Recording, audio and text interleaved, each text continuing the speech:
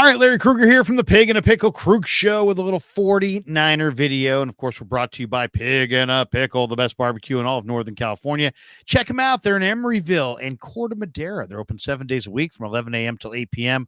or until they run out. Pig and a Pickle. Go get some brisket chili.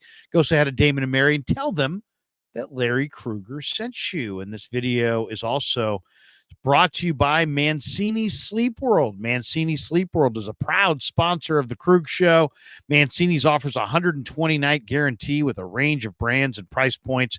With Mancini's, you get free next-day delivery. Click the link below or go to sleepworld.com and find a bed that works for you. Whether shopping online or visiting in-store, use the code KRUG10 and get 10% off. That's KRUG10, K-R-U-E-G 10, to get 10% off in-store or online at sleepworld.com. And thanks to Mancini's for being a proud sponsor of the Krug Show. All right, what is the latest with Brandon Aiyuk? The 49ers 17 days into training camp, and Aiyuk is held out for all 17 days of camp. Camp officially has ended. The Niners are now getting ready for the final preseason game, which is coming up this week, coming up Friday. And then the 27th is the cut down date, and the Jets roll in for week 1, and the whole thing's underway. So let's talk a little bit about Brandon Aiyuk, because to this point, Aiyuk is still holding out. And, you know, we heard Deebo Samuel tell Kay Adams the other day, when asked about Aiyuk, he's like, Aiyuk's going to be here. He's going to be here. So obviously Deebo is of the belief that Brandon's going to be a 49er. The question is Brandon going to be a 49er? So there's a guy named Jerry Dulac of KDKA television in Pittsburgh, PA, who went on the Rich Eisen show and reported that the Steelers offer to Brandon Aiyuk, or I should say offered to the Steelers for Brandon Aiyuk, included a trade. This is not the contract offer, the trade offer. That the contract offer included a second-round pick going from the Steelers to the Niners and some other lower draft picks, but did not include any current Steeler players. So you can see why John Lynch was hesitant to make a trade, because Brandon Aiyuk helps you in the present, and 2025 draft picks help you in the future. And if you trade a present asset for future gain, you lose out in the present. So the 49ers in the present are inside their Super Bowl window. So why would they do it? And the answer is they wouldn't. And thus far, they haven't. So according to Jerry Dulac of KDKA television in Pittsburgh, the Steelers' offer for Aiyuk included no players. It was a second-round draft choice and some other lower draft picks, but no players going back. So, you know, we talked about this months ago. If the trade happened after the draft and did not include players, it's a loss. You can't sell to Trent Williams that it's good to subtract Brandon Aiyuk, and you're only going to add players in 2025. That's a non-starter. It's a non-starter for Trent. It's a non-starter for Bosa. It's a non-starter for Kittle. It's a non-starter for the fans. So there you go. That's why the 49ers, or at least part of the reason why the 49ers have yet to pull the trigger on a trade, sending Aiyuk to the Steelers, because all they're getting back is 2025 draft capital, and 2025 draft capital, unless a miracle happens, can't help you win games in 2024. So it's as simple as that. Dulac was quoted as saying they would like to have Aiyuk, but they're not desperate for him. The Steelers, that is. Aiyuk, of course, this last year had 75 receptions, 1,342 receiving yards, and 7 receiving touchdowns. And as I said before, he is held out for all 17 days of 49ers camp. Currently, by the way, Pittsburgh is $16.2 million under the current NFL salary cap. So they've got $16.2 million in available cap space. The 49ers, by comparison, currently lead the NFL in available cap space. The 49ers have $52.2 million in available cap space. They'd like to roll over all of it, if not most of it, for next year. so they can pay Brock Purdy and deal with next year's cap situation next year. And that's why they've got $52 million of cap room, because they're trying to establish a cap surplus so they can handle Brock Purdy's contract in a year. Now, the Steelers' offer to Aiyuk, according to Albert Breer, is very close to the Niners' offer for Aiyuk, according to Breer. According to Albert Breer from MMQB, he says that Pittsburgh's offer was less than $28 million. And the Niners' offer was supposed to be right in the same neighborhood, which is why, according to Breer, that Aiyuk came back to the bargaining table with the 49ers, because the big money offer from the Steelers or from anybody is not there. I mean, he had a big money offer from the Patriots at north of $30 million, but the Patriots are a horrendous football team that Brandon had no interest in playing for. So he wanted to go play for either the Niners, the Commanders, or the Steelers. The Commanders said they weren't interested. The Steelers are offering less than $28 million. So the 49ers, who probably were offering right around $28 million, may have the high offer currently on the table to Brandon Aiyuk, and yet he hasn't signed. So it makes you wonder if it's personal between Aiyuk and the Niners, if it's gotten personal between Aiyuk and Shanahan, if there's a reason that Brandon Aiyuk is not signing the 49ers offer, which is believed to be right around $28 million, when that is the highest offer that he has on a team that he wants to play for, because he doesn't want to play for New England. Now, there were some people that suggested this weekend that the Steelers played so bad, so poorly against Buffalo, that Brandon Aiyuk might not want to play there. Justin Fields looked bad, and Russell Wilson looked worse. So there's that. There's also talk coming out of New England that maybe Drake May played well enough that Aiyuk might reconsider the Patriots and go for that big money offer that the Patriots were offering. I don't know what the deal would be that would satisfy the 49ers. Kendrick Bourne and a pick or something like that. To me, I have no interest in that at all. So that's where we stand right now on Brandon Aiyuk. That is the latest on Brandon Aiyuk. So we have basically him continuing to hold out. The 49ers may have the high water bid right now, and yet he's still not signing. Debo says that he's going to be a 49er, told Kay Adams that on her podcast.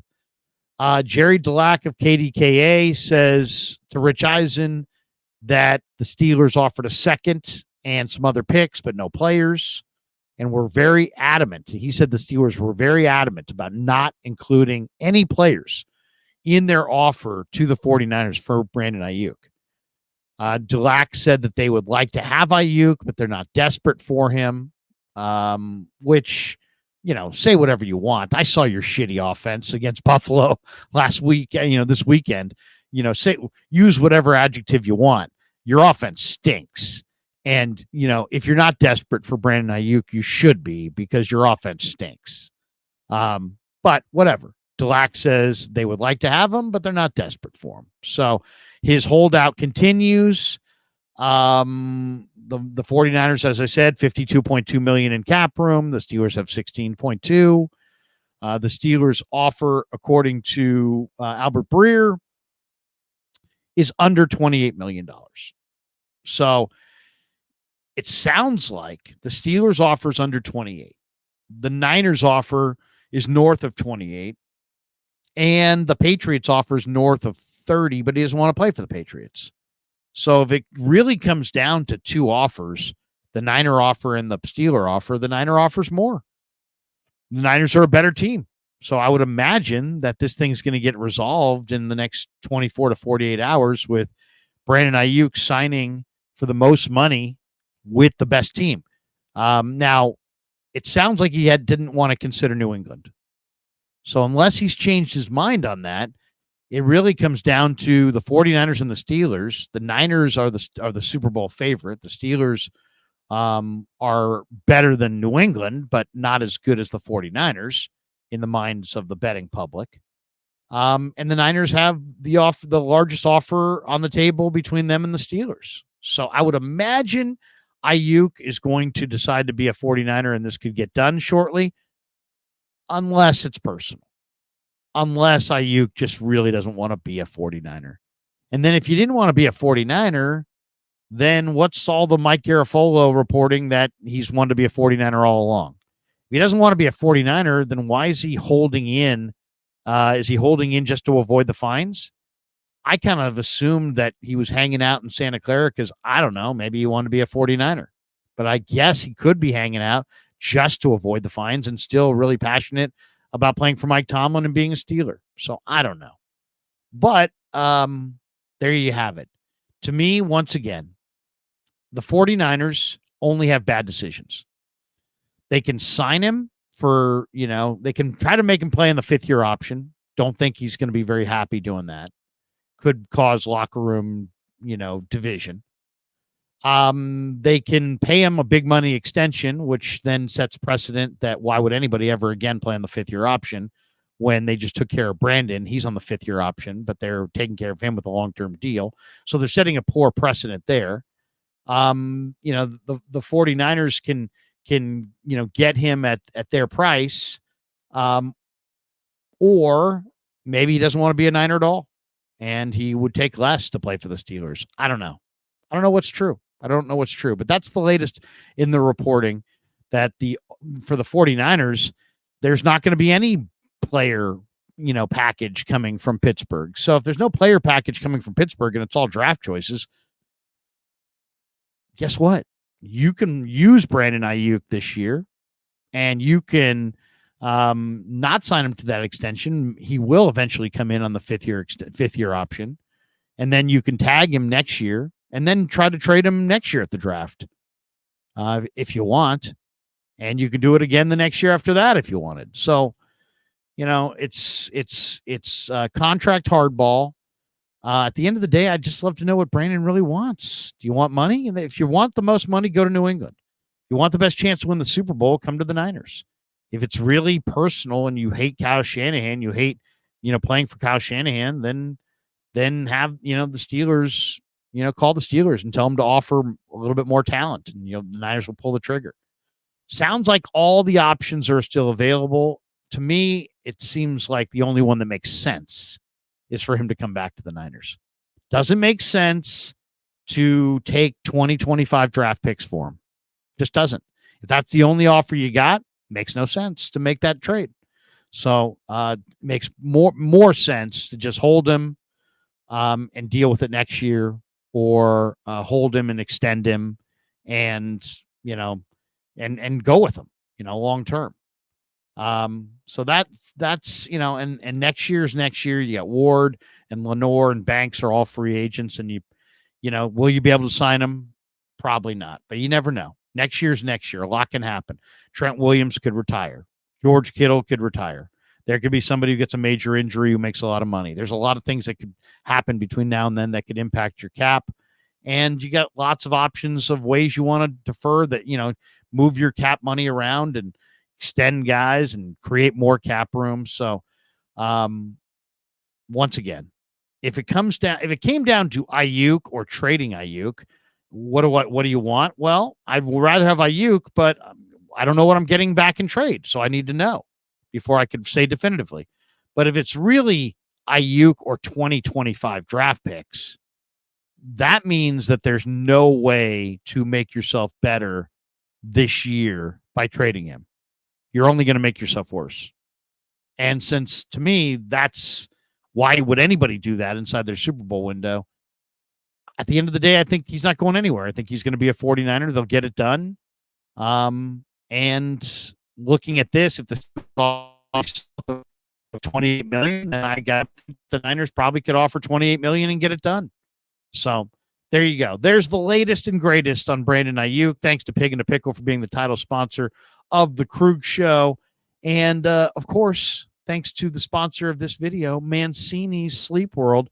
Mancini's Sleep World is a proud sponsor of the Krug Show. They offer 120 night guarantee with a range of brands and price points.